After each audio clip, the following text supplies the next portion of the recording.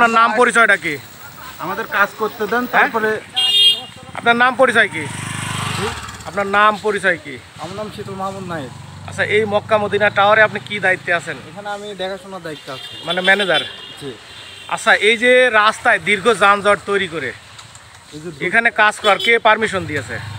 এখন যানজট বলতে সেভাবে তো গাড়ি এখন আসছে, আপনারাও দেখছেন রাস্তাঘাটে। হ্যাঁ, যে গাড়ি এই যে দুইটা ট্রাক দিয়ে দীর্ঘ যানজট সৃষ্টি করছেন।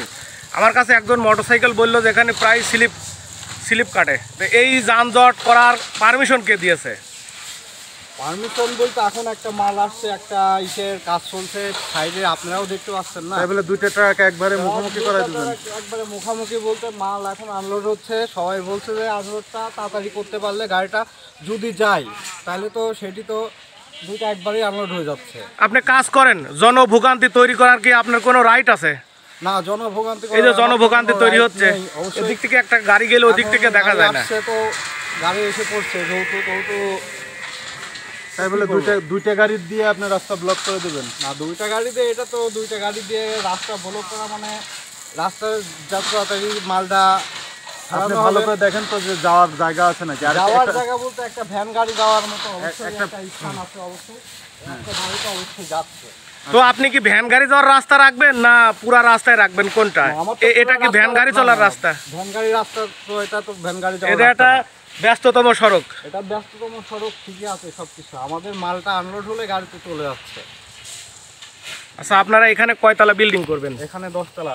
হ্যাঁ, আচ্ছা, খোকসার মাটিতে কি 10 তলা বিল্ডিং করার কোনো পারমিশন আছে? খোকসার মাটিতে 10 তলা করার পারমিশন আছে, অবশ্যই আছে। আছে কেন? আছে বিধায়ী তো আজকে হচ্ছে। আচ্ছা, ওই পারমিশনের পেপারস কি আপনার কাছে আছে?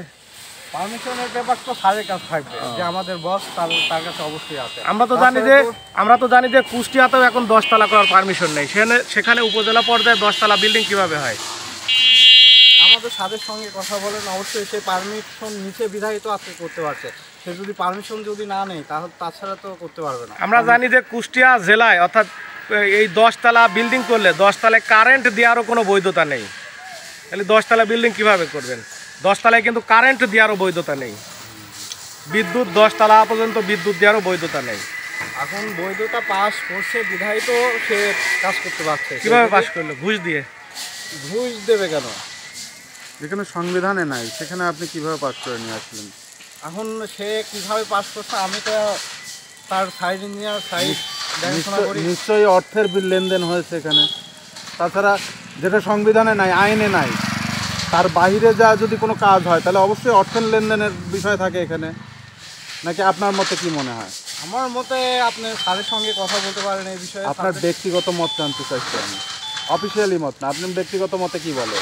যেহেতু আপনার স্যার এখানে নেই, আপনি স্পটে আছেন, তাৎক্ষণিক প্রশ্নের জবাব তো আপনি দেবেন না, আপনার স্যার দেবে। কোনো প্রোটোকলে আপনার স্যার থাকে সৌদি আরবে, না থাকে, সেই প্রোটোকল ভেঙে যদি একটা জিনিস করা হয় তাহলে কি অবশ্যই ওখানে কি অর্থের লেনদেন হয়? এখন সে খাতা কলমে অবশ্যই সে পারমিশন নিছে বা বৈধতা দিছে। খাতা কলমে তো নাই। মানুষ হুট করে তো কোনো কাজ করতে পারবে না অবশ্যই, তাই না? আমি আমার কথাটা বুঝেন, খাতা কলমে 10 তলা বিল্ডিংয়ের পারমিশন নাই, আমরা তো ভালো করে জেনে এসেছি। কুষ্টিয়া শহরেই নেই, খোকসা উপজেলায় তো প্রশ্নই আসে না। তাহলে সেই জায়গায় 10 তলা বিল্ডিংয়ের পারমিশন নিয়ে আসছে, নিশ্চয়ই অর্থের লেনদেন হয়েছে। এখন তারা কিভাবে পারমিট নিছে বা সেটা আমি বলতে পারবো। আপনার কি মনে হয়, আপনি অ্যাজ একজন নাগরিক হিসাবে? আমার নাগরিক হিসাবে আমার জানার মধ্যে প্রত্যেকটা জেলায় বা প্রত্যেকটা থানায় একটা করে, থানা পর্যায়ে একটা করে 10 তলার দিয়ে আছে। একটা করে? জি, যে একটা করে হতে পারবে 10 তলা। এটা কোথায় থেকে শুনছেন, মানে কার মাধ্যমে শুনছেন এটা? হয়তোবা আমি দেখছি বা শুনছি বা জানি এরকম। আমি সেই ওয়েটার শুনতে চাচ্ছি। আচ্ছা, আমরা সংক্ষেপ করি। এই যে আপনারা যে এই যে যানজট তৈরি করেছেন, এটা তো আসলে অন্যায় করছেন। এটা তো অন্যায় হচ্ছে, অবশ্যই মানুষের ভোগান্তি হচ্ছে। রাস্তাঘাটে একটা গাড়ি যাইতে গেলে একটু ধাক্কা ধুক্কা লাগতে পারে বা খোয়া ফেলানো হচ্ছে, এটা তো অনেক একটা হচ্ছে, প্রবলেম হচ্ছে।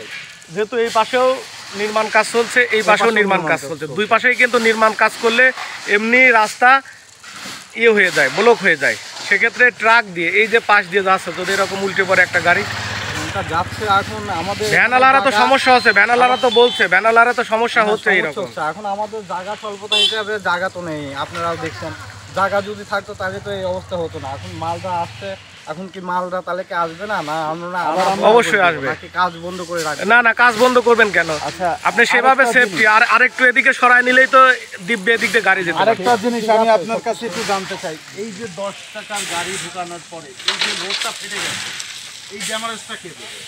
এই রোডে কি 10 টাকা ড্রাম ট্রাক বা 10 টাকা ঢোকানোর পারমিশন আছে? পাথরের লোডের গাড়ি এই রোডে তো ঢোকার অনুমতি নেই। এই যে রোডটা ফেটে গেছে, এই ড্যামেজটা কে দেবে? আপনার কোম্পানির মালিক কি এই রোড করে দেবে নতুন করে?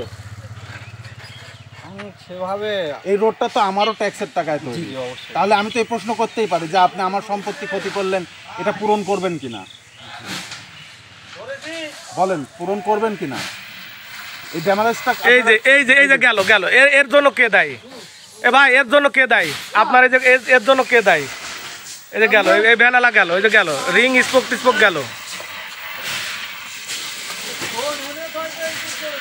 ভাই, এর জন্য কে দায়ী?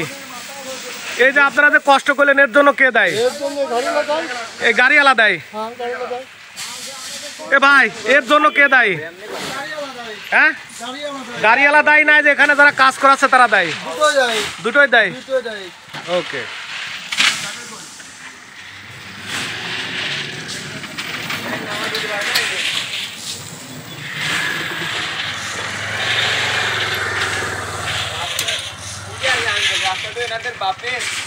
হ্যাঁ, তুমি একটু বলো তো, আসলে বলো এখানে কি হচ্ছে। আসলে কি বলবো, আমাদের আব্বুর রাস্তা তো, তার জন্য জানলে গেছি মানে এই যে মক্কা মদিনা 10 তলা যে টাওয়ার করছে, তার কার রাস্তা? এনার বাপের রাস্তা, না হলে এমনি আর রাখে নাকি।